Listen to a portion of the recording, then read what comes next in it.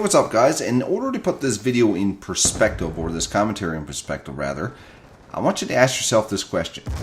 If you had two cars in the driveway and each day had a choice of which one to drive, one of the cars is a brand new car, it has a brand new stereo, brand new touchscreen display, new rims, new tires, new car smell, all of that, and the other one, although you love this car, is the same car you've been driving for the last 5 years. Which one would you choose? I think it's an easy question to answer. Most of us would choose the brand new vehicle that they have in their driveway. And trust me, I know that's the right answer. So that analogy really sums up where I'm to right now with gaming. And it all started about 6 to 7 months ago when I needed to get a new PC for video editing, because the previous PC I had was just a simple out-of-the-box Dell system that was great and is still servicing well. I still have it. But it just was not doing things quick enough when it comes to editing videos. I mean, it'll take 4 or 5 hours, whatever. But that's a whole new story. So I had to build a new PC for editing. I thought, well, if I'm going to spend the money, why not spend the extra $200 or $300 it takes to piece this thing together and make it so that I can game on. Now, previously to this, I thought gaming on PC was stupid. I mean, who uses a keyboard for gaming, right? I mean, that's what I was thinking. I have never done it before. I've always been a PS3 player with a controller. I did have an Xbox for a little while. And, you know, a controller was just the way gaming was meant to be from my perspective. So I built my new PC, and I got a couple games for it, very easy games to play, just to see if I can do this. Then I bought Battlefield 3, and I started to play. I said, you know what? I really like how this feels. Let alone, let's not get this into a console versus PC war type commentary. Just a commentary about what is the draw towards PC gaming. Right now, the consoles are at least 6 years old. It is absolutely impossible for them to keep up with what today's PCs can offer. Now, are consoles good for what they're working with? You're damn straight they are. I mean, this is technology that is, in today's world, been outdated 5 times over. But when I come down to my game room and I look at my setup here and I say to myself, okay, what am I going to play? I have most of the games on PS3 and PC.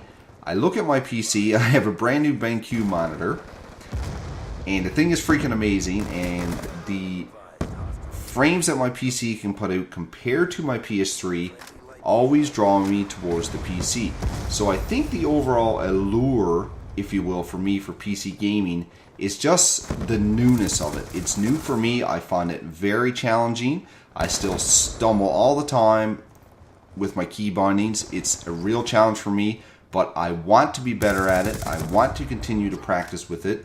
And for me, gaming always has to have an element of a challenge to it. Because without a challenge, it just becomes boring and stale, and I just move on and do something else. So I really do think that is what the draw is for me. I really struggled, again, with key bindings when I first got into PC gaming a few months ago. And a lot of that was just trying to figure out where, you know, your WASD keys were pretty straightforward, but trying to figure out where the extra keys were that you had to use, like your R and your F and your G and your 3 and your 4 and so on and so forth. You guys know how it goes. What I done was I went out and upgraded my keyboard to a Razer Black Widow Ultimate keyboard, and with the backlit keyboard and a mechanical system, I found it far easier. I'll throw an image of it up on the screen here now so you can see it. It's just, it really helped, again, with the overall experience of PC gaming. And I know what you're thinking, all that shit costs a lot of money.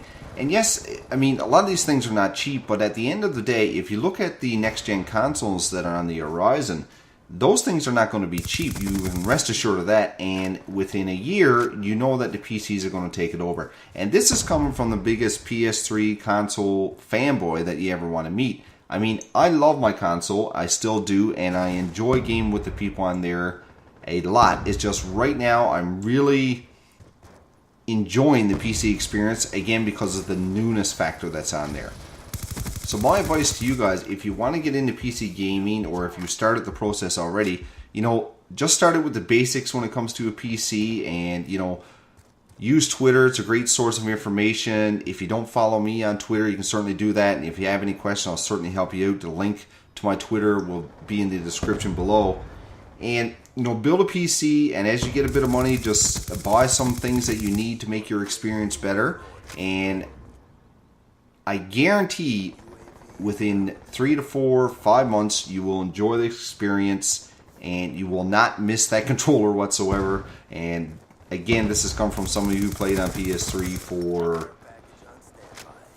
God knows how long. But anyway, the footage you see here in the background, which I want to talk about as well, is a game of TDM in Black Ops 2. This is PC footage, and if you're going to get used to playing on PC, what I would recommend you do is play games that are higher paced and require you to move all the time. I mean, if you're going to get in a first-person shooter and sit back in the corner, your chances of learning movement, key bindings, things like that are basically non-existent. So what you want to do, you want to get into some fast-paced games, that require you to move and think with your fingers very quickly. And that's why I enjoy the first-person shooter, especially Black Ops. It's fast-paced. It's a little bit faster paced than what Battlefield is on a consistent basis. Now, rest assured, Battlefield is still my favorite game. But, you know, with Black Ops, you kind of got to be moving your fingers all the time to keep up to what's going on around you, and that's what I like. It really trains my brain as to where my fingers need to be on the keyboard, and you know, those twitch movements I feel are coming along quite nicely. Now I know I have a long way to go yet to keep up with some of the elite gamers up there, but that's not my goal. I want to challenge myself to become a better gamer on PC, and that's what I'm going to do. I know some of my friends on console are not too happy with me spending a lot of time on the on the PC, but you know, that's what I want to do right now. I just want to challenge myself and get a little bit better at that, so I hope they understand, and I will certainly get some games in with them soon. Well, I got to wrap this video up here, guys. I hope you enjoyed the commentary and my thoughts on PC games. If you have any questions whatsoever, don't forget to leave a comment. Again, hit me up on Twitter. I can certainly help you out if I can, or maybe direct you in the right direction to find an answer to your question. But hope you guys enjoyed. If you haven't checked out my channel, please remember to do so. But that's it for me, guys. Take care, and we'll chat to you soon.